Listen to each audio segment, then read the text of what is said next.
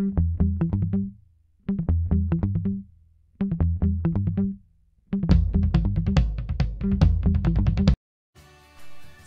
ನಮಸ್ಕಾರ, ಕನ್ನಡ ಮ್ಯಾಜಿಕ್ ಚಾನಲ್ಗೆ ಸ್ವಾಗತ. ನಿಮಗೆ ಗೊತ್ತಿರೋ ಹಾಗೆ ಇದು ಕಂಪ್ನಿ ಓಪನ್ ಮಾಡೋದು ಹೇಗೆ ಅಂತ ಹೇಳ್ಕೊಡೋವಂಥ ಒಂದು ಸ್ಟಾರ್ಟಪ್ ಕೋರ್ಸ್. ಈ ವಿಡಿಯೋದಲ್ಲಿ ನಿಮಗೆ ಸ್ಟಾರ್ಟಪ್ನ ಹಲವಾರು ಮಾಹಿತಿ ದೊರೆಯುತ್ತೆ. ನೀವು ನಿರ್ಧಾರಗಳನ್ನು ಹೇಗೆ ಮಾಡಬೇಕು, how to make some decision about startup. ಆಮೇಲೆ ನಿಮಗೆ ಈ ಸ್ಟಾರ್ಟಪ್ನಲ್ಲಿ ಯಾವ್ಯಾವ ವಿಧಗಳಿದೆ, ಆರಂಭೋದ್ಯಮದ ವಿಧಗಳನ್ನು ನಿಮ್ಗೆ ಹೇಳ್ಕೊಡ್ತೀವಿ. B2B, B2C, B2G ಅಂತ ತುಂಬ ಯೂಸ್ ಮಾಡ್ತಾರೆ, ಅದರ ಬಗ್ಗೆ ಮಾಹಿತಿ ಕೊಡ್ತೀವಿ. ಇಂಡಸ್ಟ್ರಿ ಸ್ಟ್ಯಾಂಡರ್ಡ್ ಕ್ಲಾಸಿಫಿಕೇಷನ್ ಏನು ಅಂದರೆ ಯಾವ ಥರ ಈ ಸ್ಟಾರ್ಟಪ್ನ ವರ್ಗೀಕರಣ ಮಾಡಿದ್ದಾರೆ ಅಂತ ನಿಮಗೆ ಹೇಳ್ಕೊಡ್ತೀವಿ. ನೀವು ಯಾವ ಯಾವ ವಿಧದ ಕಂಪ್ನಿಯನ್ನು ಮಾಡಬಹುದು ಅಂತ ನಿಮಗೆ ಈ ವಿಡಿಯೋಯಿಂದ ಗೊತ್ತಾದರೆ ನೀವು ನಿರ್ಧಾರ ಮಾಡೋದಕ್ಕೆ ಸಹಾಯ ಆಗುತ್ತೆ, ಕಂಪ್ನಿ ಓಪನ್ ಮಾಡೋದಕ್ಕೆ ಸಹಾಯ ಆಗುತ್ತೆ. ನೀವು ನೋಡಿ ನಿಮ್ಮ ಗೆಳೆಯರಿಗೂ ತೋರಿಸಿ. ಬನ್ನಿ ಶುರು ಮಾಡೋಣ. ಹೌದು, ಇದು ಕನ್ನಡ ಮ್ಯಾಜಿಕ್ನ ಸ್ಟಾರ್ಟಪ್ ಯೂನಿವರ್ಸಿಟಿ ಕ್ವಿಕ್ ಕೋರ್ಸ್ 2. ಯಾವ ಬಿಸ್ನೆಸ್ ಮಾಡೋದು ಮತ್ತು ಹೇಗೆ ಐಡಿಯಾ ಇಲ್ಲಿದೆ. Business decision and preparation. Why should I be doing decisions? ನೀವು ನಿಮ್ಮ ನಿರ್ಧಾರಗಳನ್ನು ನೀವೇ ಯಾಕೆ ಮಾಡಬೇಕು ಅಂದರೆ, ಈ ಸ್ಟಾರ್ಟಪ್ನಲ್ಲಿ ಅಥವಾ ಬಿಸ್ನೆಸ್ಸಲ್ಲಿ ನಿಮ್ಮ ಮೇಲೆ ಇನ್ಯಾರೋ ಬಾಸ್ ಅಂತ ಇರೋದಿಲ್ಲ. ನಿಮ್ಮ ಕಂಪ್ನಿಯಲ್ಲಿ ಆಗಬೇಕಾದಂಥ ಯಾವುದೇ ಕೆಲಸ ಆಗಲಿ, ಯಾವುದೇ ನಿರ್ಧಾರ ಆಗಲಿ ನೀವೇ ತಗೋಬೇಕಾಗತ್ತೆ. Entrepreneurs play a key role in economy of any country. ಅಂದರೆ ಯಾವುದೇ ದೇಶದ ಆರ್ಥಿಕತೆಗೆ ಅಥವಾ ಬೆಳವಣಿಗೆಗೆ ಆರಂಭೋದ್ಯಮಿಗಳು ಮುಖ್ಯ ಪಾತ್ರ ವಹಿಸ್ತಾರೆ. These are the people, leaders ಆಗಿರ್ತಾರೆ. ಅಂದರೆ ಆಂಟ್ರಪ್ರಿನರ್ಸಲ್ಲಿ ಅಷ್ಟೊಂದು ಎನರ್ಜಿ ಇರುತ್ತೆ, ಅವರ ಸ್ಕಿಲ್ಸ್ ಅಥವಾ ಕೌಶಲ್ಯ ಹೇಗಿರುತ್ತೆ ಅಂದರೆ, ಅವರು ಈಗ ಏನು ಬೇಕು ಒಂದು ಮಾರ್ಕೆಟ್ಗೆ ಅಥವಾ ದೇಶಕ್ಕೆ ಮುಂದೆ ಏನು ಬೇಕು ಅನ್ನೋದನ್ನ ಆಂಟಿಸಿಪೇಟ್ ಮಾಡುವಂಥ ಪವರ್ ಇರುತ್ತೆ. ಅವರು ನಿರೀಕ್ಷಿಸ್ತಾರೆ ಈಗ ಏನು ಬೇಕಾದ, ಪ್ರಸ್ತುತಕ್ಕೆ ಏನು ಬೇಕು ಅಥವಾ ನಮ್ಮ ದೇಶದ ಭವಿಷ್ಯದಲ್ಲಿ ಯಾವ ಥರ ಸರ್ವೀಸ್ ಅಥವಾ ಪ್ರಾಡಕ್ಟ್ ಬೇಕಾಗುತ್ತೆ ಅನ್ನೋದನ್ನ ಊಹೆ ಮಾಡುವಷ್ಟು ಎಬಿಲಿಟಿನ ಹೊಂದಿರ್ತಾರೆ ಆಂಟ್ರಪ್ರಿನರ್ಸ್. ನೀವು ಸಹ ಆ ಥರ ಆಗೋದಕ್ಕೆ ಈಗಲಿಂದನೇ ಪ್ರಯತ್ನ ಪಡೋದಕ್ಕೆ ಶುರು ಮಾಡಬೇಕು. ಆರಂಭೋದ್ಯಮಿಗಳ ವ್ಯಕ್ತಿತ್ವ ಹೇಗಿರಬೇಕು, ಆಂಟ್ರಪ್ರಿನರ್ಸ್ ಅಥವಾ ಈ ಒಂದು ಸ್ಟಾರ್ಟಪ್ ಮಾಡೋರ ವ್ಯಕ್ತಿತ್ವ ಹೇಗಿರಬೇಕು ಅಂದರೆ, ಅವರು ವಿಲ್ಲಿಂಗ್ನೆಸ್ ಟು ಟೇಕ್ ರಿಸ್ಕ್. ಅಂದರೆ ಅವರು ರಿಸ್ಕ್ ತಗೊಳ್ಳೋಂಥ ಎಬಿಲಿಟಿ ಇರಬೇಕು. ಸುಮ್ಮನೆ ಕಂಫರ್ಟ್ ಝೋನಲ್ಲಿ ತಾನು ತಿಂದೆ ಉಂಡೆ ಇದ್ದೆ ಅನ್ನೋ ಥರ ಇರಬಾರ್ದು. ಏನು ಹೊಸದು ನಾನು ಮಾಡಲಿ ಅಂತ ನೀವು ಯೋಚನೆ ಮಾಡೋದಕ್ಕೆ ಶುರು ಮಾಡಬೇಕು. Ability tolerate the ambiguity. ಅಂದರೆ ಏನೇ ಒಂದು ಅಸ್ಪಷ್ಟತೆ ಇರ್ಬೋದು, ಅನಿಶ್ಚಿತೆ ಇರ್ಬೋದು, ಅದನ್ನು ಸಹಿಸುವ ಸಾಮರ್ಥ್ಯ ಇರಬೇಕು ಒಬ್ಬ ಆಂಟ್ರಪ್ರಿನರಲ್ಲಿ. ಆಮೇಲೆ ಈ ಆರಂಭೋದ್ಯಮಿಗಳು ಅವರ ಕೌಶಲ್ಯಗಳು ಮತ್ತು ಇನ್ನೋವೇಷನ್ ಕಡೆ ಇರಬೇಕು ಅವರ ಕೌಶಲ್ಯ. ಅಂದರೆ ಈಗ ಯಾವುದೋ ಒಂದು ಹೊಸ ಪ್ರಾಡಕ್ಟ್ ಅಥವಾ ಸರ್ವೀಸ್ ನಾನು ಏನು ಮಾಡಿ ಬಿಸ್ನೆಸ್ ಮಾಡಬಲ್ಲೆ ಅಂತ ಯಾವಾಗ ಯೋಚನೆ ಮಾಡುವಂಥ ಒಂದು ವ್ಯಕ್ತಿತ್ವ ಇರಬೇಕು. ಆಮೇಲೆ you should recognise the opportunity. ಅವಕಾಶಗಳು ಎಲ್ಲೆಲ್ಲಿದೆ, ನನ್ನ ಸುತ್ತಮುತ್ತಲ ಅವಕಾಶಗಳು ಎಲ್ಲೆಲ್ಲಿದೆ ಅಂತ ನೋಡುವಂಥ ಸಾಮರ್ಥ್ಯ ನೀವು ಬೆಳೆಸ್ಕೋಬೇಕು.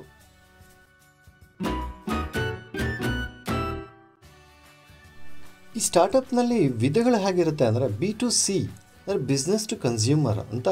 ಅಂದರೆ ನೀವು ಯಾವುದೋ ಒಂದು ಕಂಪ್ನಿಯಲ್ಲಿ ಏನೋ ಒಂದು ವಸ್ತುಗಳನ್ನು ಡೈರೆಕ್ಟಾಗಿ ಕನ್ಸ್ಯೂಮರ್ಗೆ ಮಾರೋದು, ಎಂಡ್ ಕಸ್ಟಮರ್ಗೆ ಮಾರೋದು ಮಾರ್ಕೆಟಲ್ಲಿ, ಅಥವಾ ಆನ್ಲೈನಲ್ಲಿ ನೀವು ಡೈರೆಕ್ಟಾಗಿ ಕನ್ಸ್ಯೂಮರ್ ಬೈ ಮಾಡೋವಂಥ ವಸ್ತುಗಳು ಮಾಡೋದು. ಇನ್ನೊಂದು B2B ಅಂದರೆ ಬಿಸ್ನೆಸ್ ಟು ಬಿಸ್ನೆಸ್ ಅಂತ. ಅಂದರೆ ನೀವು ಇನ್ನೊಂದು ಕಂಪ್ನಿಗೆ ನಿಮ್ಮ ವಸ್ತುಗಳನ್ನು ಅಥವಾ ಒಂದು ಸರ್ವೀಸಸನ್ನು ಕೊಡುವಂಥದ್ದು. ಇನ್ನೊಂದು B2G ಅಂತ ಅಂದರೆ ಬಿಸ್ನೆಸ್ ಟು ಗೌರ್ಮೆಂಟ್ ಅಂತ. ಅಂದರೆ ಒಂದು ಗೌರ್ಮೆಂಟ್ಗೆ ಬೇಕಾದಂಥ ಕೆಲವು ಪದಾರ್ಥಗಳನ್ನು, ಒಂದು ಪ್ರಾಡಕ್ಟ್ಸ್ನ ಮಾಡೋವಂಥದ್ದು ಅಥವಾ ಒಂದು ಸರ್ವೀಸನ್ನು ಕೊಡುವಂಥ ಕಂಪ್ನಿನ ನೀವು ಶುರು ಮಾಡಬಹುದು. ನಿಮಗೆ ಗೊತ್ತಿರಬೇಕು, ಸ್ಟಾರ್ಟಪ್ ಅನ್ನೋದು ಅಥವಾ ಬಿಸ್ನೆಸ್ ಅನ್ನೋದು ತುಂಬ ಬೇರೆ ಬೇರೆ ಕ್ಲಾಸಿಫಿಕೇಷನಲ್ಲಿ ಕೂಡ ಮಾಡ್ಬೋದು. ಅಂದರೆ ವಿದ್ಯೆ ಸಂಬಂಧ ಅಂದರೆ ಎಜುಕೇಷನ್ ಸಂಬಂಧದ ಎಡ್ಯುಟೆಕ್ ಅಥವಾ ಎಡ್ಟೆಕ್ ಮಾಡ್ಬೋದು. ಹೆಲ್ತ್ ಟೆಕ್ ಅಂದರೆ ಹೆಲ್ತ್ ಕೇರ್ ರಿಲೇಟೆಡ್, ಆರೋಗ್ಯದ ಸಂಬಂಧಂಥ ಒಂದು ಸ್ಟಾರ್ಟಪ್ ಮಾಡ್ಬೋದು. ಫಿನ್ಟೆಕ್ ಅಂದರೆ ಫಿನಾನ್ಸ್ ಟೆಕ್ನಾಲಜಿ ಮಾಡ್ಬೋದು. ಅಗ್ರಿಟೆಕ್ ಕೃಷಿಗೆ ಸಂಬಂಧಪಟ್ಟಂಥ ತುಂಬ ಹಲವು ಟೆಕ್ನಾಲಜಿಗಳನ್ನು ಮಾಡುವಂಥ ಒಂದು ಸ್ಟಾರ್ಟಪ್ ಮಾಡ್ಬೋದು. Food tech, green tech, biotech, ad tech, advertisement technology ಅಥವಾ HR ಟೆಕ್, ಈ ಥರ ಹಲವಾರು ವಿಧವಾದಂಥ ಸ್ಟಾರ್ಟಪ್ ಮಾಡ್ಬೋದು. You just get started towards gaining that contact. ಅದನ್ನು ಮಾಡೋದಕ್ಕೆ ಬೇಕಾಗಿರೋದಕ್ಕೆ ನೀವು ಶುರು ಮಾಡಬೇಕು. ಯಾವುದೋ ಒಂದು ಫೀಲ್ಡಲ್ಲಿ ನೀವು ಶುರು ಮಾಡಿದ್ರೆ ಆಗ ನಿಮಗೆ ಇವೆಂಚುಲಿ ನಿಮಗೆ ಬೇರೆ ಬೇರೆ ಐಡಿಯಾಗಳು ಬರ್ತಾ ಹೋಗುತ್ತೆ. ಅಷ್ಟೇ ಅಲ್ಲ, ಈ ಸ್ಟಾರ್ಟಪ್ನಲ್ಲಿ ಇನ್ನೂ ಯಾವುದು ಮಾಡ್ಬೋದು ಅಂದರೆ property tech, real estate property related ಟೆಕ್ನಾಲಜಿಗಳು ಮಾಡ್ಬೋದು. ಇನ್ಶೂರೆನ್ಸ್ ಟೆಕ್ ಮಾಡ್ಬೋದು. ವೆಲ್ತ್ ಟೆಕ್ ಮಾಡ್ಬೋದು, ಅಂದರೆ ಇದು ಫಿನ್ಟೆಕ್ ಥರ. ಫಿನ್ಟೆಕಲ್ಲಿ ಒಂದು ಸಬ್ ಕ್ಲಾಸಿಫಿಕೇಷನ್ ಆಗುತ್ತೆ. ರೆಗ್ಯುಲೇಷನ್ ಟೆಕ್, ರೆಗ್ ಟೆಕ್ ಅಂತ ಮಾಡ್ಬೋದು. ಲೀಗಲ್ ಟೆಕ್ನಾಲಜಿ, ಫೀಮೇಲ್ ಟೆಕ್ನಾಲಜಿ ಮಾಡ್ಬೋದು. ಈ ಥರ ಹಲವಾರು ಆಪ್ಷನ್ಸ್ ಇದೆ ನಿಮಗೆ. ನೀವು ಯಾವುದರಲ್ಲಿ ಒಂದರಲ್ಲಿ ನಿಮಗೆ ಅನುಭವ ಇದೆ ಅಥವಾ ನಿಮಗೆ ನಾಲೆಡ್ಜ್ ಇದೆ ಅಥವಾ ಹೊಸ ಐಡಿಯಾ ಬರ್ತಾ ಇದೆ ಅಂದರೆ ಶುರು ಮಾಡಿ. ಸ್ಟಾರ್ಟಪ್ ಮಾಡೋದಕ್ಕೆ ಶುರು ಮಾಡಿ. ಏನೋ ಒಂದು ಸರ್ವಿಸ್ ಅದು ಪ್ರಾಡಕ್ಟ್ ಮಾಡೋದಕ್ಕೆ ಶುರು ಮಾಡಿದ್ರೆ ನಿಮಗೆ ಗೊತ್ತಾಗ್ತಾ ಹೋಗುತ್ತೆ ಹೇಗೆ ಮಾಡೋದು ಅಂತ. ನಾವು ಈ ಕನ್ನಡ ಮ್ಯಾಜಿಕ್ನ ಈ ಒಂದು ಸ್ಟಾರ್ಟಪ್ ಸೀರೀಸಲ್ಲಿ ನಿಮಗೆ ಹಲವಾರು ಮಾಹಿತಿ ಕೊಡ್ತೀವಿ. ನೀವು ಸ್ಟಾರ್ಟಪ್ ರಿಜಿಸ್ಟ್ರೇಷನ್ ಮಾಡೋದರಿಂದ ಹಿಡಿದು ಅದನ್ನು ಸಕ್ಸಸ್ಫುಲಿ ನಡೆಸೋದ್ರವರೆಗೂ ನಾವು ಎಲ್ಲ ಥರ ಮಾಹಿತಿನೂ ಕೊಡ್ತೀವಿ.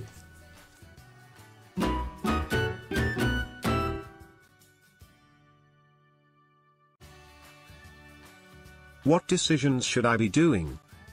ಈ ಕಂಪ್ನಿ ಅಥವಾ ಸ್ಟಾರ್ಟಪ್ ಮಾಡುವಾಗ ನಿಮಗೆ 2 ಥರದ ಡಿಸಿಷನ್ ಆಯ್ಕೆ ಮಾಡೋದಕ್ಕೆ ನಿಮಗೆ ಅವಕಾಶ ಇರುತ್ತೆ. ಒಂದು option 1, my wish my way, ಅಂದರೆ ನನ್ನ ಇಚ್ಛೆಯಂತೆ ನಾನು ನಡೆಸ್ತೇನೆ, ನನಗೆ ಬೇಕಾಗಿರೋ ಥರ ನಾನು ನಡೆಸ್ತೇನೆ ಅನ್ನೋದು. ಅಂದರೆ ಇದರಲ್ಲಿ ಏನಾಗುತ್ತೆ, ನೀವು ಈ ಥರ ಕಂಪ್ನಿ ಮಾಡಿದಾಗ ನೀವು ಲೈಫ್ ಟೈಮಲ್ಲಿ ನೀವು ಇದನ್ನು ಮಾಡ್ತಾ ಹೋಗ್ಬೋದು. ಯಾವುದೇ ಅಥವಾ ಒಂದು ಇನ್ವೆಸ್ಟ್ಮೆಂಟ್ ಬೇಕು ಅಂತ ಮಾಡೋದಲ್ಲ, ನಿಮ್ಮ ಇಚ್ಛೆಯಂತೆ ಯಾವುದೋ ಒಂದು ಸರ್ವಿಸ್ ಕೊಟ್ಕೊಂಡು ಅಥವಾ ಒಂದು ಪ್ರಾಡಕ್ಟ್ ಮಾಡಿಕೊಂಡು ನೀವೇ ಅದಕ್ಕೆ ನೀವು ಅಥವಾ ನಿಮ್ಮ ಫ್ಯಾಮಿಲಿ ಮೆಂಬರ್ಸ್ ಅದಕ್ಕೆ ಓನರ್ಸ್ ಆಗಿರ್ತೀರ, ಮಾಡ್ಕೊಂಡು ಹೋಗ್ಬೋದು. ಇದರಲ್ಲಿ ಏನಾಗುತ್ತೆ, ನೀವು ಬೇರೆ ಯಾರಿಗೋ ಸ್ಟೇಕ್ ಕೊಡಬೇಕಾಗಿಲ್ಲ. ಅಂದರೆ ಇದನ್ನು ಒಂದು ಕಂಪ್ನಿನ IPO ಮಾಡಬೇಕಾಗಿಲ್ಲ. IPO ಅಂದರೆ ಇನಿಷಿಯಲ್ ಪಬ್ಲಿಕ್ ಆಫರಿಂಗ್. ಈ ಲಿಸ್ಟ್ ಆಗಿರುತ್ತಲ್ಲ NASDAQ ಅಥವಾ NSEಯಲ್ಲಿ, ಈ ಥರ ಯಾವುದೇ ಆಗಲಿ, ಅದು ಇಂಡಿಯಾದಲ್ಲಾಗಲಿ ಅಮೇರಿಕಾದಲ್ಲಾಗಲಿ ಎಲ್ಲೇ ಒಂದು ಲಿಸ್ಟ್ ಮಾಡೋಂಥ ಅವಶ್ಯಕತೆ ಇಲ್ಲ. ಒಂದು VC ಅಥವಾ ಇನ್ವೆಸ್ಟರ್ನ ಕರ್ಕೊಂಬರಬೇಕು, ಅವರಿಂದ ದುಡ್ಡು ತೊಗೊಂಡು ಮಾಡಬೇಕು ಅನ್ನೋದು ಏನೂ ಇರಲ್ಲ ಇದರಲ್ಲಿ ನೀವೇ ಬಾಸ್ ಆಗಿರ್ತೀರ. ನಿಮ್ಮ ಮತ್ತು ನಿಮ್ಮ ಫ್ಯಾಮಿಲಿ ಯಾವ ಥರ ಬೇಕೋ, ಎಷ್ಟು ಮಟ್ಟಿಗೆ ಬೇಕೋ ಆ ಥರ ಒಂದು ಬಿಸ್ನೆಸ್ ಮಾಡ್ತಾ ಹೋಗೋದನ್ನ option 1, my wish my way ಅಂತ ಹೇಳ್ಬೋದು. ನಿಮ್ಮ ಇಚ್ಛೆಯಂತೆ ಈ ಒಂದು ಕಂಪ್ನಿ ನಡೀತಾ ಹೋಗುತ್ತೆ. Help me with the first decision. ಅಥವಾ ನಿಮಗೆ ಇನ್ನೊಂದು ಆಪ್ಷನ್ ಇರುತ್ತೆ, option 2, big dreams big act ಅಂತ. ಅಂದರೆ ಒಂದು ದೊಡ್ಡ ಕನಸು ಇಟ್ಕೊಂಡು ನೀವು ಮಾಡ್ತೀರಾ, ಒಂದು ದೊಡ್ಡ ಪ್ರಮಾಣದಲ್ಲಿ ಮಾಡಬೇಕು ಅಂತ ಮಾಡ್ತೀರಾ. ಅಂದರೆ ಈ ಥರ ಕಂಪ್ನಿ ನೀವು ಅಥವಾ ಸ್ಟಾರ್ಟಪ್ ಮಾಡಬೇಕು ಅಂದರೆ ನಿಮಗೆ ತುಂಬ ಇನ್ವೆಸ್ಟ್ಮೆಂಟ್ ಬೇಕಾಗುತ್ತೆ. ಒಂದು ಯುನೀಕ್ ಅಥವಾ ಗ್ರೇಟ್ ಪ್ರಾಡಕ್ಟ್ ಐಡಿಯಾ ಇರಬೇಕಾಗತ್ತೆ. ಆ ಥರ ಮಾಡಿದಾಗ ಮಾತ್ರ ಈ ವೆಂಚರ್ ಕ್ಯಾಪಿಟಲಿಸ್ಟ್ ಅಥವಾ ಇನ್ವೆಸ್ಟರ್ಸ್ ಅಂತಾರಲ್ಲ, ಏಂಜಲ್ ಇನ್ವೆಸ್ಟರ್ಸ್, ಈ ಥರದವರೆಲ್ಲ ಬಂದು ನಿಮ್ಮ ಕಂಪ್ನಿಯಲ್ಲಿ ಇನ್ವೆಸ್ಟ್ ಮಾಡ್ತಾರೆ. ಸೊ ನೀವು ಕಂಪ್ನಿ ಮಾಡುವುದೇ ಇದು ದೊಡ್ಡದಾಗಿ ಮಾಡಬೇಕು, ದೊಡ್ಡ ಪ್ರಮಾಣದಲ್ಲಿ ಮಾಡಬೇಕು, ದೊಡ್ಡ ಕಸ್ಟಮರ್ಸ್ನ ನಾನು ಅಟ್ರ್ಯಾಕ್ಟ್ ಮಾಡಬೇಕು, ದೊಡ್ಡ ಒಂದು ಪ್ರಾಬ್ಲಮ್ನ ಸಾಲ್ವ್ ಮಾಡ್ತೀನಿ, ಬರೀ ಭಾರತದಲ್ಲ ವಿಶ್ವದಲ್ಲೇ ಇದು ಪ್ರಖ್ಯಾತಿ ಆಗಬೇಕು ಅಂತ ಮಾಡೋದಕ್ಕೆ ಈ option 2, big dreams big act company ಮಾಡ್ಬೋದು. ಇದರಲ್ಲಿ ನೀವು ಮಾಡೋ ಪ್ರತಿ ದಿನ ಹೌ ಟು ಇಂಪ್ರೆಸ್ ಅದರ್ಸ್, ಬೇರೆ ಕಸ್ಟಮರ್ಸ್ ಅಥವಾ ಇನ್ವೆಸ್ಟರ್ಸ್ನ ಹೇಗೆ ಇಂಪ್ರೆಸ್ ಮಾಡಬೇಕು ಅಂತ ತಲೆಯಲ್ಲಿ ಇಟ್ಕೊಂಡೇ ಮಾಡ್ತೀರಾ. ಆದರೆ ಇದರಲ್ಲಿ ಏನಾಗುತ್ತೆ, ನೀವು ದೊಡ್ಡ ಪ್ರಮಾಣದಲ್ಲಿ ಮಾಡೋ ಕಾರಣಕ್ಕೋಸ್ಕರ ನಿಮಗೆ ನಿಮ್ಮ ಇನ್ಕಮ್, ನಿಮ್ಮ ವಾರ್ಷಿಕ ಆದಾಯದಲ್ಲಿ ನೀವು ಸ್ವಲ್ಪ ಕಾಂಪ್ರಮೈಸ್ ಆಗಬೇಕಾಗಿ ಬರುತ್ತೆ. ನೀವು ದೊಡ್ಡ ಲೋನ್ ತೊಗೋಬೇಕಾಗಿ ಬರುತ್ತೆ. ಸೊ ಅಷ್ಟೇ ಅಲ್ಲ, ನೀವು ಒಂದು ಸಿಸ್ಟಮ್ಯಾಟಿಕ್ಕಾಗಿ ಈ ಕಂಪ್ನಿ ನಡೆಸಬೇಕಾಗತ್ತೆ. ಒಂದು ಪ್ರೋಟೋಟೈಪ್ ಮಾಡೋದು, ಬೇಟಾ ಕಸ್ಟಮರ್ಸ್ನ ಅಟ್ರ್ಯಾಕ್ಟ್ ಮಾಡೋದು, ಅವ್ರಿಗೆ ತೋರಿಸೋದು, ಒಂದು ಈ ಪ್ರಾಡಕ್ಟ್ನ ತೋರಿಸಿ ಹೇಗೆ ವರ್ಕ್ ಆಗುತ್ತೆ ಅಂತ ತೋರಿಸಿ ಇನ್ವೆಸ್ಟ್ಮೆಂಟ್ ಕಮ್ಯುನಿಟಿಗೆ ನೀವು ತೋರಿಸ್ತಾ ಇರಬೇಕು. ಅವ್ರು ಅಬ್ಸರ್ವ್ ಮಾಡೋ ಥರ ನಿಮ್ಮನ್ನು ನೋಡ್ತಾ ಇರೋ ಥರ ಮಾಡಬೇಕು. ಅಷ್ಟೇ ಅಲ್ಲ, ನೀವು ಈ ಕಾಂಪ್ಲಿಮೆಂಟಿಂಗ್ ಕಂಪ್ನೀಸ್ ಅಂತ ಇರುತ್ತೆ. ಅಂದರೆ ಇನ್ನೂ ಹಲವಾರು ಸ್ಟಾರ್ಟಪ್ಸ್ ಇರುತ್ತೆ, ಅವ್ರಿಗೆ ನಿಮ್ಮ ಸಹಾಯ ಬೇಕಿರುತ್ತೆ, ನಿಮಗೆ ಅವರ ಸಹಾಯ ಬೇಕಿರುತ್ತೆ. ಈ ಥರ ಒಂದು ದೊಡ್ಡ ನೆಟ್ವರ್ಕ್ ಮಾಡಿಕೊಂಡು ಅತಿ ದೊಡ್ಡ ಪ್ರಮಾಣದಲ್ಲಿ ಮಾಡುವಂಥ ಒಂದು ಸ್ಟಾರ್ಟಪ್ ಮಾಡೋದು ಆಪ್ಷನ್ 2. ನಿಮಗೆ ಈ ಥರ 2 ಆಪ್ಷನ್ ಇರುತ್ತೆ. ನಿಮಗೆ ಯಾವುದು ಬೇಕು ಅನ್ನೋದನ್ನ ನೀವು ನಿರ್ಧಾರ ಮಾಡ್ಕೋಬೇಕಾಗುತ್ತೆ. What homework should I do before start? ಈಗ ನಿಮಗೆ ಒಂದು ಕಂಪ್ನಿ ರಿಜಿಸ್ಟರ್ ಮಾಡಿಸ್ಬೇಕಂದ್ರೆ ಏನೇನು ನೀವು ರೆಡಿ ಮಾಡ್ಕೋಬೇಕು ಅಂತ ಹೇಳ್ತೀವಿ. ಈಗ MOA ಬೇಕಾದ ಕಂಪ್ನಿ ಆಬ್ಜೆಕ್ಟಿವ್ ಎಕ್ಸ್ಪ್ಲೇನ್ ಮಾಡೋಂಥ MOA ಅಂದರೆ ಮೆಮೊರಂಡಮ್ ಆಫ್ ಅಸೋಸಿಯೇಷನ್. ಇದು ನೀವು ರಿಜಿಸ್ಟರ್ಗೆ ಸಬ್ಮಿಟ್ ಮಾಡಬೇಕು. ಪ್ರೈವೇಟ್ ಲಿಮಿಟೆಡ್ ಕಂಪ್ನಿನ ರಿಜಿಸ್ಟರ್ ಮಾಡಬೇಕು ಅಂದಾಗ ಕಂಪ್ನಿ ಆಬ್ಜೆಕ್ಟಿವ್ನ MOA ಡಾಕ್ಯುಮೆಂಟಲ್ಲಿ ಹೇಳ್ತೀರಾ. ಇದು ಲೀಗಲ್ ಡಾಕ್ಯುಮೆಂಟ್ ಆಗುತ್ತೆ. ಇದು ರಿಜಿಸ್ಟ್ರೇಷನ್ ಪ್ರಾಸೆಸ್ಸಲ್ಲಿ ಒಂದು ಮ್ಯಾಂಡೇಟ್ರಿ ಡಾಕ್ಯುಮೆಂಟ್ ಆಗುತ್ತೆ. ಇದರಲ್ಲಿ ರಿಲೇಷನ್ಶಿಪ್ ಆಫ್ ದ ಶೇರ್ ಹೋಲ್ಡರ್ಸ್ನ ಹೇಳಲಾಗುತ್ತೆ. ಅಂದರೆ ಯಾರು ಏನು ಹೊಣೆಗಾರಿಕೆ ಏನು, ಅವರ ಕರ್ತವ್ಯ ಏನು ಅನ್ನೋದು ಹೇಳಲಾಗುತ್ತೆ. ಯಾವ ವ್ಯಾಪ್ತಿಯಲ್ಲಿ ಯಾರು ಏನು ಅಧಿಕಾರಗಳನ್ನು ಹೊಂದಿರ್ತಾರೆ ಅಂತ ಹೇಳೋದೇ MOAನ ಗುರಿಯಾಗಿರುತ್ತೆ. ಇದು ಕಂಪ್ನಿಯ ಸಂವಿಧಾನದ ಥರ ಕೆಲಸ ಮಾಡುತ್ತೆ. ನೆನ್ಪಿಟ್ಕೊಳ್ಳಿ, ಕಂಪ್ನಿಯಲ್ಲಿ ಯಾರು ಏನು ಮಾಡಬೇಕು ಅಂತ ಎಲ್ಲ ಹೇಳುವಂಥ ಒಂದು ಸಂವಿಧಾನದ ಥರ ಕೆಲಸ ಮಾಡೋದು MOA. What should I know before starting? ನಿಮಗೆ ಇನ್ನೊಂದು ಏನು ಗೊತ್ತಿರಬೇಕಂದ್ರೆ ಪೇಡ್ ಅಪ್ ಕ್ಯಾಪಿಟಲ್ ಬಗ್ಗೆ ಗೊತ್ತಿರಬೇಕು. ಅಂದರೆ ಇದು ನೀವು ಎಷ್ಟು ಕ್ಯಾಶ್ ಕಟ್ತೀರಾ, ನೀವು ಒಂದು ಮಿನಿಸ್ಟ್ರಿ ಆಫ್ ಕಾರ್ಪೊರೇಟ್ ಅಫೇರ್ಸ್ ನಿಮಗೆ ಹೇಳುತ್ತೆ ಇಷ್ಟು ನೀವು ಪೇಡ್ ಅಪ್ ಕ್ಯಾಪಿಟಲ್ ಕಟ್ಟಬೇಕು ಅಂತ ಹೇಳುತ್ತೆ. ಇದು ನೀವು ಯಾಕೆ ಕಟ್ತೀರಾ ಅಂದರೆ ಕಂಪ್ನಿ ನಿಮಗೆ ಶೇರ್ಸ್ ಕೊಡುತ್ತೆ. ನೀವೇ ಶುರು ಮಾಡಿದಂಥ ನಿಮ್ಮದೇ ಕಂಪ್ನಿ ನಿಮಗೆ ಶೇರ್ಸ್ ಕೊಡುತ್ತೆ ಗೌರ್ಮೆಂಟ್ನ ಒಂದು ಪ್ರಾಸೆಸ್ ಮುಖಾಂತರ. ಆದ್ದರಿಂದ ನೀವು ಪೇಡ್ ಅಪ್ ಕ್ಯಾಪಿಟಲ್ ಅಂತ ಕಟ್ತೀರಾ. ಈಗ ನಿಮಗೆ ಗೊತ್ತಿರಬೇಕಿರೋದು 2013 ಕಂಪ್ನೀಸ್ ಆ್ಯಕ್ಟ್ ಅನ್ನೋದರ ಪ್ರಕಾರ ಪ್ರೈವೇಟ್ ಲಿಮಿಟೆಡ್ ಕಂಪ್ನೀಸಲ್ಲಿ minimum paid up capital 1 lakh ರೂಪಾಯಿಗಳು ಇರಬೇಕು ಅಂತ ಇದೆ, 1 ಲ್ಯಾಕ್ ರುಪೀಸ್. ಸೊ ಇದ್ಯಾಕೆ ಕೊಡ್ತೀರಾ ನೀವು? ನಿಮ್ಮ ಕಂಪ್ನಿಯಿಂದ ನೀವೇ ಶೇರ್ಸ್ ಪಡಿಬೇಕು ಅಂದರೆ ನೀವು 1 ಲಕ್ಷ ಕಟ್ಟಬೇಕಾಗತ್ತೆ. ಆ ಕಂಪ್ನಿ ಅಕೌಂಟ್, ಬ್ಯಾಂಕ್ ಅಕೌಂಟ್ಗೆ ನೀವು 1 ಲಕ್ಷ ಟ್ರಾನ್ಸ್ಫರ್ ಮಾಡಬೇಕಾಗತ್ತೆ. ಆಮೇಲೆ ಆದರೆ 2015 ಏನಾಯಿತು, ಈ ಅಪ್ಡೇಟ್ ಮಾಡ್ತಲ್ಲ ಕಂಪ್ನೀಸ್ ಅಮೆಂಡ್ಮೆಂಟ್ ಆ್ಯಕ್ಟ್ ಅಂತ ಮಾಡ್ತು ಗೌರ್ಮೆಂಟ್ ಆಫ್ ಇಂಡಿಯಾ. ಅದರಲ್ಲಿ ಅವರು ರಿಲ್ಯಾಕ್ಸೇಷನ್ ಮಾಡಿದ್ದಾರೆ. ಮಿನಿಮಮ್ ರಿಕ್ವೈರ್ಮೆಂಟ್ ಇಷ್ಟು ಇರಬೇಕು ಅಂತ ಏನೂ ಮಾಡಿಲ್ಲ. ಬಟ್ ನೀವೇನಾದರೂ 1 ಲಕ್ಷ ಇರಬೇಕು ಅಂತ ಡಿಫೈನ್ ಮಾಡಿ ಮುಂದೆ ಹೋದರೆ ಪ್ರೈವೇಟ್ ಲಿಮಿಟೆಡ್ ಕಂಪ್ನಿಯಲ್ಲಿ ನೀವು 1 ಲಕ್ಷ ಕಟ್ಟಬೇಕಾಗತ್ತೆ. ಈಗ ಎಕ್ಸಾಂಪಲ್ ನಿಮಗೆ 95% ಇರುತ್ತೆ, ನಿಮ್ಮ ವೈಫ್ ಅಥವಾ ಬ್ರದರ್ ಅಥವಾ ಪಾರ್ಟ್ನರ್ 5% ಇದೆ ಅಂದರೆ ನೀವು 95,000 ಕಟ್ತೀರಾ, ಇನ್ನು 5,000 ನಿಮ್ಮ ಪಾರ್ಟ್ನರ್ ಕಟ್ತಾರೆ. ಯಾಕಂದರೆ ಟೋಟಲ್ ಅದು 1 ಲಕ್ಷ ಆಗಬೇಕು.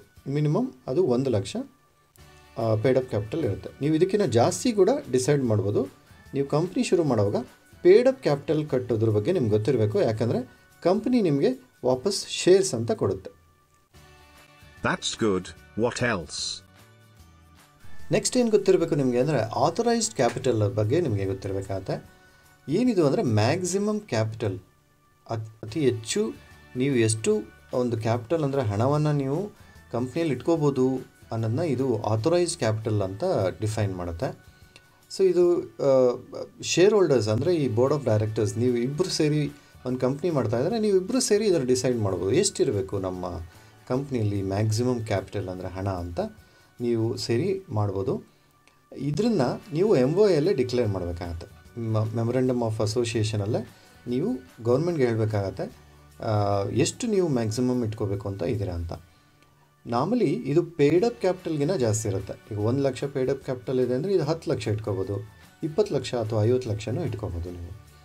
ಸೊ ಇದು ನಿಮ್ಮ ಕಂಪ್ನಿ ನಡೆಸೋದಕ್ಕೆ ಎಷ್ಟು ದುಡ್ಡು ಬೇಕಾಗುತ್ತೆ ಅನ್ನೋದ್ರ ಮೇಲೆ ನೀವು ಆಥರೈಸ್ಡ್ ಕ್ಯಾಪಿಟಲ್ನ ಫಿಕ್ಸ್ ಮಾಡಬೇಕಾಗತ್ತೆ.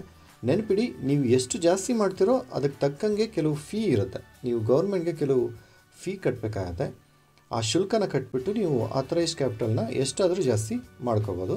ಇದನ್ನು normally annual general meeting AGM ಅಲ್ಲಿ ಈ ಶೇರ್ ಹೋಲ್ಡರ್ಸ್ ಅಂದರೆ ನೀವು ನಿಮ್ಮ ಪಾರ್ಟ್ನರ್ಸ್ ಇಬ್ಬರು ಶೇರ್ ಹೋಲ್ಡರ್ಸ್ ಆಗಿದ್ರೆ ನೀವಿಬ್ಬರು ಕೂತ್ಕೊಂಡು ಆ್ಯನ್ಯುವಲ್ ಜನರಲ್ ಮೀಟಿಂಗಲ್ಲಿ ಡಿಸೈಡ್ ಮಾಡ್ತೀರಾ ಆಥರೈಸ್ಡ್ ಕ್ಯಾಪಿಟಲ್ ಎಷ್ಟು ಚೇಂಜ್ ಆಗಬೇಕು ಅಂತ.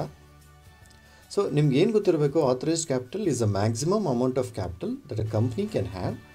This is stated in MOA memorandum of ಅಸೋಸಿಯೇಷನಲ್ಲಿ ನೀವು ಇದನ್ನು ಹೇಳಿರ್ತೀರ. ಇದನ್ನು ಬೇಕಾದ್ರೆ ಚೇಂಜ್ ಮಾಡ್ಬೋದು. ಅದಕ್ಕೋಸ್ಕರ ನೀವು ಸ್ಪೆಷಲ್ ಬೋರ್ಡ್ ರೆಸಲ್ಯೂಷನ್ ಮಾಡಬೇಕಾಗತ್ತೆ. ಒಂದು ಜನರಲ್ ಬಾಡಿ ಮೀಟಿಂಗ್ ಅಂತ ಮಾಡೋದು, ಆ್ಯನ್ಯುವಲ್ ಜನರಲ್ ಬಾಡಿ ಮೀಟಿಂಗ್ ಅಂತ ವರ್ಷಕ್ಕೊಂದ್ಸಲಿ ಮಾಡಲೇಬೇಕಾಗತ್ತೆ. ಆ ಮೀಟಿಂಗಲ್ಲಿ ನೀವು ಇಬ್ಬರು ಸೇರಿ ನೀವು ಮತ್ತು ನಿಮ್ಮ ಪಾರ್ಟ್ನರು ಒಂದು ಸ್ಪೆಷಲ್ ರೆಸಲ್ಯೂಷನ್ನ ಹೊರಡಿಸ್ಬೋದು, ಚೇಂಜ್ ಮಾಡ್ತಾ ಇದ್ದೀವಿ ಅಂತ. ಸೊ ಇಷ್ಟು ನಿಮಗೆ ನೆನಪಿರಬೇಕಾಗತ್ತೆ. ಆಥರೈಸ್ಡ್ ಕ್ಯಾಪಿಟಲ್ ಅಂದರೆ ಏನು, ಪೇಡ್ ಅಪ್ ಕ್ಯಾಪಿಟಲ್ ಅಂದರೆ ಏನು ಅಂತ ನಿಮಗೆ ಗೊತ್ತಿರಬೇಕು. ಇದನ್ನು ನೀವು ಚೇಂಜ್ ಮಾಡಬಹುದು ಅಂತ ಕೂಡ ನಿಮಗೆ ಗೊತ್ತಿರಬೇಕಾಗುತ್ತೆ. What should I know before starting? So ಆಥರೈಸ್ಡ್ ಕ್ಯಾಪಿಟಲ್ನ ಇನ್ನೂ ಎಕ್ಸಾಂಪಲ್ಸ್ ಸಮೇತ ನೋಡಬೇಕು ಅಂದರೆ, ಈಗ ಆಥರೈಸ್ಡ್ ಕ್ಯಾಪಿಟಲ್ 20 ಲಕ್ಷ 20 ಲ್ಯಾಕ್ಸ್ ಅಂತ ನೀವು ಒಂದು ಕಂಪ್ನಿ ಡಿಸೈಡ್ ಮಾಡಿದರೆ ನೀವು ಬೇಕಿದ್ರೆ 20 ಲಕ್ಷದವರೆಗೂ ದುಡ್ಡನ್ನು ಇಟ್ಕೋಬೋದಾಗತ್ತೆ. 21 ಲಕ್ಷ ಇಟ್ಕೊಳೋಗಿಲ್ಲ, ಅಥವಾ 20 ಲಕ್ಷದ ಮೇಲೆ 1 ರೂಪಾಯಿ ಕೂಡ ಇಟ್ಕೊಳೋಗಿಲ್ಲ. ಅದಕ್ಕಿಂತ ಕಡಿಮೆ ಇಟ್ಕೋಬೋದು. ನೀವು 5 ಲಕ್ಷ 10 ಲಕ್ಷ ಎಷ್ಟಾದರೂ ಇಟ್ಕೋಬೋದಾಗುತ್ತೆ. ಸೊ ಆಥರೈಸ್ಡ್ ಕ್ಯಾಪಿಟಲ್ ನಿಮಗೆ ಆ ಒಂದು ಲಿಮಿಟನ್ನು ಸೆಟ್ ಮಾಡುತ್ತೆ ಅಂತ ನಿಮಗೆ ಗೊತ್ತಿರಬೇಕು. What is the difference between them? So what is the difference ಅಂತ ನೋಡಿದ್ರೆ, ಪೇಡ್ ಅಪ್ ಕ್ಯಾಪಿಟಲ್ ಮತ್ತು ಆಥರೈಸ್ಡ್ ಕ್ಯಾಪಿಟಲ್ಗೆ, authorised capital is a maximum value of the shares of the company, legally ನಿಮ್ಗೆ ಆಥರೈಸ್ ಆಗಿರೋದು ಶೇರ್ ಹೋಲ್ಡರ್ಸಿಂದ. ಇನ್ನು ಪೇಡ್ ಅಪ್ ಕ್ಯಾಪಿಟಲ್ ಅಂದರೆ what is the amount you pay to the company by share holders. ನೀವು ಕಂಪ್ನಿಯಿಂದ ಒಂದು shares ಪಡೆಯೋದಕ್ಕೋಸ್ಕರ ನೀವೇ ನಿಮ್ಮ ಕಂಪ್ನಿ ಅಕೌಂಟ್ಗೆ ಎಷ್ಟು ಟ್ರಾನ್ಸ್ಫರ್ ಮಾಡಬೇಕು ಅಂತ ನೀವು ಗೌರ್ಮೆಂಟ್ಗೆ ಹೇಳಿರ್ತೀರಲ್ಲ, ಅದನ್ನು ಪೇಡ್ ಅಪ್ ಕ್ಯಾಪಿಟಲ್ ಅಂತಾರೆ. ಸೊ ಆಥರೈಸ್ಡ್ ಕ್ಯಾಪಿಟಲ್ ಒಂದು ಲಿಮಿಟನ್ನು, ಮ್ಯಾಕ್ಸಿಮಮ್ ಲಿಮಿಟನ್ನು ಸೆಟ್ ಮಾಡುತ್ತೆ. MOA ಡಾಕ್ಯುಮೆಂಟಲ್ಲಿ ನೀವು ಅದನ್ನು ಡಿಫೈನ್ ಮಾಡಿರ್ತೀರ. ಬೋರ್ಡ್ ರೆಸೊಲ್ಯೂಷನ್ ನೀವು ಚೇಂಜ್ ಬೇಕಿರೋ ಮಾಡ್ಬೋದು. ಪೇಡ್ ಅಪ್ ಕ್ಯಾಪಿಟಲ್ ಅಂದರೆ amount received from shareholders in the form of capital. ಕಂಪ್ನಿಗೆ ನೀವು ಪೇಡ್ ಅಪ್ ಕ್ಯಾಪಿಟಲ್ ಅಂದರೆ ಎಷ್ಟು ಕಟ್ಟಿರ್ತೀರ ಅನ್ನೋದು ಪೇಡ್ ಅಪ್ ಕ್ಯಾಪಿಟಲ್ ಆಗಿ ಬರುತ್ತೆ. What company shall I register? Friends, ಈಗ ಯಾವ್ಯಾವ ಥರದ ಟೈಪ್ಸ್ ಆಫ್ ಕಂಪ್ನಿ ರಿಜಿಸ್ಟ್ರೇಷನ್ ಮಾಡ್ಬೋದು, ಗೌರ್ಮೆಂಟ್ ನಿಮಗೆ ಯಾವ್ಯಾವ ಥರದ ಕಂಪ್ನಿ ಮಾಡೋದಕ್ಕೆ ಅವಕಾಶ ಮಾಡಿಕೊಟ್ಟಿದೆ ಅಂತ ನೋಡೋಣ.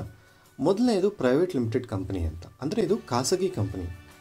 ಇದರಲ್ಲಿ ಈ ಪ್ರೈವೇಟ್ ಲಿಮಿಟೆಡ್ ಕಂಪ್ನಿಯಲ್ಲಿ ಇದರ ಒಂದು ಓನರ್ಶಿಪ್ ಪ್ರೈವೇಟ್ಲಿ ಹೆಲ್ಡ್ ಇರುತ್ತೆ. ಅಂದರೆ ನಿಮ್ಮ ಸ್ವಂತದಾಗಿರುತ್ತೆ, ಖಾಸಗಿ ಕಂಪನಿ ಆಗಿರುತ್ತೆ. ಇದರ ಶೇರ್ಸ್ ಎಲ್ಲ ನಿಮ್ಮದು ಅಥವಾ ನಿಮ್ಮ ಪಾರ್ಟ್ನರ್ಸ್ ಯಾರಿರ್ತಾರೋ ಅವ್ರದ್ದಿರುತ್ತೆ. They can operate the business themselves, ಅಥವಾ ನೀವೇ ಕಂಪ್ನಿಯನ್ನು ನಡೆಸ್ಬೋದು, ಅಥವಾ ಯು ಕ್ಯಾನ್ ಹೈರ್ ಡೈರೆಕ್ಟರ್ಸ್. ಅಂದರೆ ನೀವು ನಿಮ್ಮ ಕಂಪ್ನಿಯ ದೈನಂದಿನ ಚಟುವಟಿಕೆಗಳನ್ನು ನಿಭಾಯಿಸೋದಕ್ಕೆ ಹೊರಗಿನ ಡೈರೆಕ್ಟರ್ಸ್ನ ಕೂಡ ನೀವು ಹೈರ್ ಮಾಡ್ಬೋದು. So it's a business entity which is privately held by some shareholders. ಅಂದರೆ ಇದರ ಷೇರುದಾರರು ನೀವು ಅಥವಾ ನಿಮ್ಮ ಪಾರ್ಟ್ನರ್ ಆಗಿರ್ಬೋದು, ಅಥವಾ ಹೊರಗಿನವರು ಕೂಡ ಆಗಿರ್ಬೋದು ಷೇರುದಾರರು.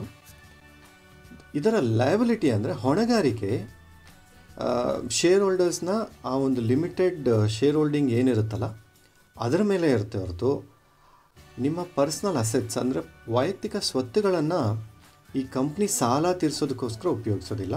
ಆದ್ದರಿಂದ ಇದನ್ನು ಲಿಮಿಟೆಡ್ ಕಂಪ್ನಿ ಅಂತ ಅಂತಾರೆ. ಅದೇ ಕಾರಣದಿಂದ ಇದನ್ನು ಲಿಮಿಟೆಡ್ ಕಂಪ್ನಿ ಅಂತಾರೆ. ಅಂದರೆ ನಿಮ್ಮ ವೈಯಕ್ತಿಕ ಸ್ವತ್ತುಗಳನ್ನು ಟಚ್ ಮಾಡೋದಿಲ್ಲ. ನಿಮ್ಮ ಕಂಪ್ನಿಯ ಲಯಬಿಲಿಟಿ ಅಂದರೆ ಎಷ್ಟು ನಿಮ್ಮದು ಶೇರ್ ಹೋಲ್ಡಿಂಗ್ ಇರುತ್ತೋ ಅಷ್ಟಕ್ಕೆ ಮಾತ್ರ ನೀವು ರೆಸ್ಪಾನ್ಸಿಬಲ್ ಇರ್ತೀರ. ಪ್ರೈವೇಟ್ ಲಿಮಿಟೆಡ್ ಕಂಪ್ನಿ ಇದು ಲೀಗಲ್ ಎಂಟಿಟಿ. ಅಂದರೆ ಈ ಲಾ ಏನು ಟ್ರೀಟ್ ಮಾಡುತ್ತೆ ಗೊತ್ತಾ, ಇದನ್ನು ಕಂಪ್ನಿ ಬೇರೆ ಮತ್ತು ಮೆಂಬರ್ಸ್ ಅಂದರೆ ಓನರ್ಸೇ ಬೇರೆ ಅಂತ ಟ್ರೀಟ್ ಮಾಡುತ್ತೆ. ಎರಡೂ ಒಂದೇ ಅಂತ ನೋಡೋದು. ಅಂದರೆ ಕಂಪ್ನಿ 100 ಕೋಟಿ ಸಾಲ ಕೊಡಬೇಕಿದೆ, ಇನ್ನು ತೀರಿಸಬೇಕಿದೆ ಅಂದ ತಕ್ಷಣ ಓನರ್ಸ್ ಒಂದು ಪರ್ಸ್ನಲ್ ಅಸೆಟ್ಸ್ ಏನಿರುತ್ತೆ ಅವರ ಸ್ವತ್ತುಗಳನ್ನು ತೆಗೆದುಕೊಳ್ಳೋದಕ್ಕೆ ಆಗೋದಿಲ್ಲ. Okay, guide me about LLP. Second option ಏನು ಕೊಡುತ್ತೆ ಗೌರ್ಮೆಂಟ್ ನಿಮಗೆ ಅಂದರೆ LLP ಅಂದರೆ ಲಿಮಿಟೆಡ್ ಲಯಬಿಲಿಟಿ ಪಾರ್ಟ್ನರ್ಶಿಪ್ ಅಂತ. ಅಂದರೆ ಸೀಮಿತ ಹೊಣೆಗಾರಿಕೆ ಪಾಲುದಾರಿಕೆ ಮಾಡೋವಂಥ ಒಂದು ಆಪ್ಷನ್ ಕಂಪ್ನಿ ಕೊಡುತ್ತೆ. ಈ ಕಂಪ್ನಿ ಯಾರು ಮಾಡಿಸ್ತಾರೆ ಅಂದರೆ ತುಂಬ ಲೀಗಲ್ ಕಂಪ್ಲೈನ್ಸ್ ಬೇಡ, ತುಂಬ ತಲೆ ಕೆಡಿಸ್ಕೊಂಡು ಮಾಡೋದು ಬೇಡ. ನಾನು ಮತ್ತು ನನ್ನ ಪಾಲುದಾರ ಅಂದರೆ ಪಾರ್ಟ್ನರ್ ಯಾರಿರ್ತಾರೆ ನಮಗೆ ಒಂದು ಒಳ್ಳೆ ಅಂಡರ್ಸ್ಟ್ಯಾಂಡಿಂಗ್ ಇದೆ, ನಾವು ನಡೆಸ್ಕೊಂಡು ಹೋಗ್ತೀವಿ. ತುಂಬ ದೊಡ್ಡ ಕಂಪ್ನಿ ಮಾಡೋವಂಥ ಅವಶ್ಯಕತೆ ನಮಗಿಲ್ಲ. ಒಂದು ಬಿಸ್ನೆಸ್ ಮಾಡಬೇಕು ನಾವು ಚಿಕ್ಕದಾಗಿ ಚೊಕ್ಕವಾಗಿ ಅಂದರೆ LLP ಮಾಡ್ಬೋದು. The LLP registering LLP is low, the cost is very low registering a company. ಆಮೇಲೆ it is one of the form of business where partnership ಕೂಡ ಇರುತ್ತೆ ಮತ್ತು ಕಾಪ್ರೇಷನ್ ಕೂಡ ಇರುತ್ತೆ. ಆದ್ದರಿಂದ ಈ ಪಾರ್ಟ್ನರ್ಶಿಪ್ ಲಿಮಿಟೆಡ್ ಲಯಬಿಲಿಟಿ ಇರೋದ್ರಿಂದನೇ ಇದಕ್ಕೆ ಲಿಮಿಟೆಡ್ ಲಯಬಿಲಿಟಿ ಪಾರ್ಟ್ನರ್ಶಿಪ್ ಅಂತ ಹೆಸರು ಬಂದಿದೆ. ನಿಮ್ಮ ಹೊಣೆಗಾರಿಕೆ ಕಡಿಮೆ ಇರುತ್ತೆ ಇದರಲ್ಲಿ. ಸೊ ಇದು 2008 LLP ಆ್ಯಕ್ಟ್ ಅಂತ ಗೌರ್ಮೆಂಟ್ ಮಾಡಿದ್ದರಲ್ಲಿ ಈ ಕಂಪ್ನಿಗಳನ್ನು ರಿಜಿಸ್ಟರ್ ಮಾಡಿಸುತ್ತೆ. ಈ LLP can be formed any amount of capital. ಅಂದರೆ ಈ ಬಂಡವಾಳ ನೀವು ಎಷ್ಟು ಹೂಡ್ತಿರಲ್ಲ ಅದು ನಿಮಗೆ ಬಿಟ್ಟಿದ್ದು, ಇಷ್ಟೇ ಇರಬೇಕು ಅಂತ ಇಲ್ಲ. ಪ್ರೈವೇಟ್ ಲಿಮಿಟೆಡಲ್ಲಿ ಇದೆ, ಆದರೆ ಇದರಲ್ಲಿ ನಿಮಗೆ ಇಷ್ಟೇ ಹೂಡಬೇಕು ಬಂಡವಾಳ ಅಂತ ಇಲ್ಲ. ಆಮೇಲೆ ಮಿನಿಮಮ್ ಕ್ಯಾಪಿಟಲ್ ಎಷ್ಟೇ ಇರಬೇಕು ಅಂತಿಲ್ಲ. ಅಷ್ಟೇ ಅಲ್ಲ, ಅದರ ಒಂದು ಡಿಸಡ್ವಾಂಟೇಜ್ ಅಂದರೆ ನಿಮಗೆ ಪಬ್ಲಿಕ್ಕಿಂದ ಮನಿ ತೊಗೊಂಡು ಬಂಡವಾಳ ತೊಗೊಳೋಗಿಲ್ಲ. ಈ ಕಂಪ್ನಿ ನಡೆಸ್ತೀನಿ, ಪಬ್ಲಿಕ್ಕಿಂದ ನಾನು ಮನಿ ತೊಗೊತೀನಿ ಅಂದರೆ ಅದು ದುಡ್ಡು ತೊಗೊಳೋಗೆ ಇಲ್ಲ. It requires minimum 2 partners. ಅಂದರೆ ಇಬ್ಬರು ಪಾಲುದಾರರು ಸೇರಿ ಇದನ್ನು ಮಾಡ್ಬೋದು. ಆದರೆ ಮ್ಯಾಕ್ಸಿಮಮ್ ಇಷ್ಟೇ ಇರಬೇಕು ಅಂತ ಲಿಮಿಟ್ಟು ಗೌರ್ಮೆಂಟ್ ಹಾಕಿಲ್ಲ. ಆಮೇಲೆ all limited companies have to get their accounts audited.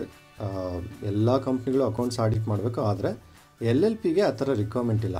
LLP ನೀವು ರಿಜಿಸ್ಟರ್ ಮಾಡಿದ್ರೆ ಕಂಪ್ನಿ ನಿಮಗೆ ಅಕೌಂಟ್ಸ್ ಎಲ್ಲ ಆಡಿಟ್ ಆಗಬೇಕು ಅನ್ನೋವಂಥ ತಲೆನೋವುಗಳಿಲ್ಲ.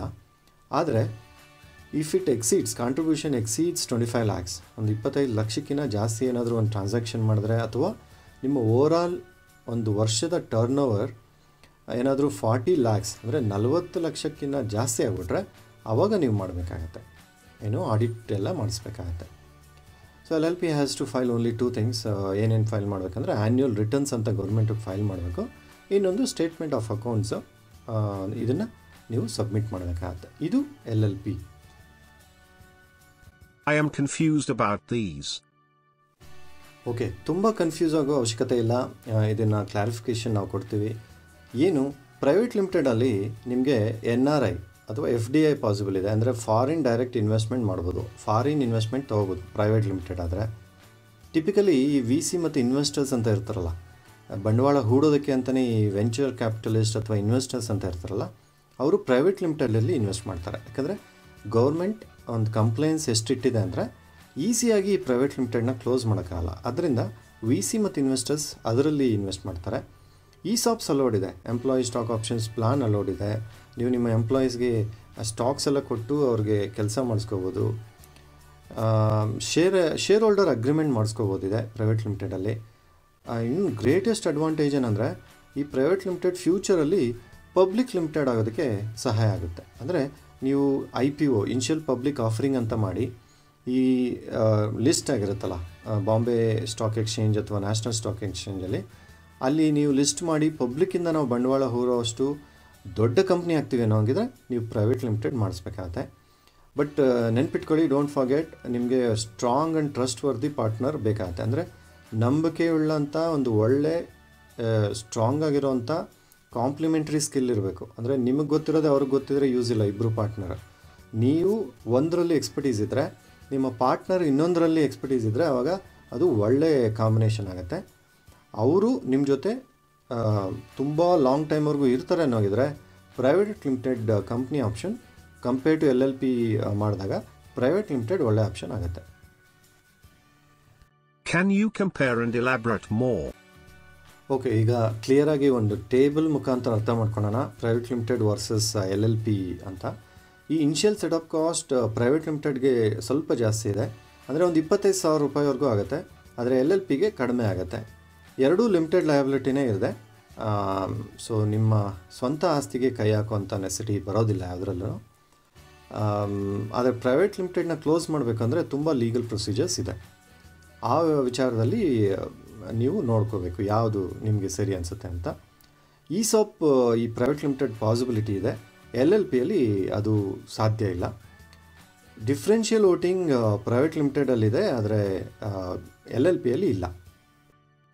ಇನ್ನೇನು ಡಿಫ್ರೆನ್ಸ್ ಇದೆಯಪ್ಪ ಪ್ರೈವೇಟ್ ಲಿಮಿಟೆಡ್ ಮತ್ತು LLP ಅಂದರೆ ಸ್ಕೇಲಬಿಲಿಟಿ. ಅಂದರೆ ನೀವು ಎಷ್ಟು ದೊಡ್ಡ ಪ್ರಮಾಣದ ಕಂಪ್ನಿ ಮಾಡಬೇಕು ಅಂದರೆ ಪ್ರೈವೇಟ್ ಲಿಮಿಟೆಡಲ್ಲಿ ಪಾಸಿಬಲ್ ಇದೆ, LLPಯಲ್ಲಿ ಅದು ಸಾಧ್ಯ ಇಲ್ಲ. ಅಂದರೆ ನಾನು ಆಗಲೇ ಹೇಳಿದಾಗೆ ಪ್ರೈವೇಟ್ ಲಿಮಿಟೆಡ್ನ ನೀವು ಪಬ್ಲಿಕ್ ಲಿಮಿಟೆಡ್ ಮಾಡೋಕ್ಕೆ ಸಾಧ್ಯ ಇದೆ, ಆದರೆ LLPಯಲ್ಲಿ ಆಗಲ್ಲ. ಈ ಕ್ಲಿಯರ್ ರೆಸ್ಪಾನ್ಸಿಬಿಲಿಟಿ, ಜವಾಬ್ದಾರಿಗಳು ಏನು ಡೈರೆಕ್ಟರ್ಸ್ದು ಅಂತ ಪ್ರೈವೇಟ್ ಲಿಮಿಟೆಡಲ್ಲಿ ಅದು ಕ್ಲಿಯರಾಗಿ ಡಿಫೈನ್ ಮಾಡಿರುತ್ತೆ, LLPಯಲ್ಲಿ ಮಾಡಿರಲ್ಲ.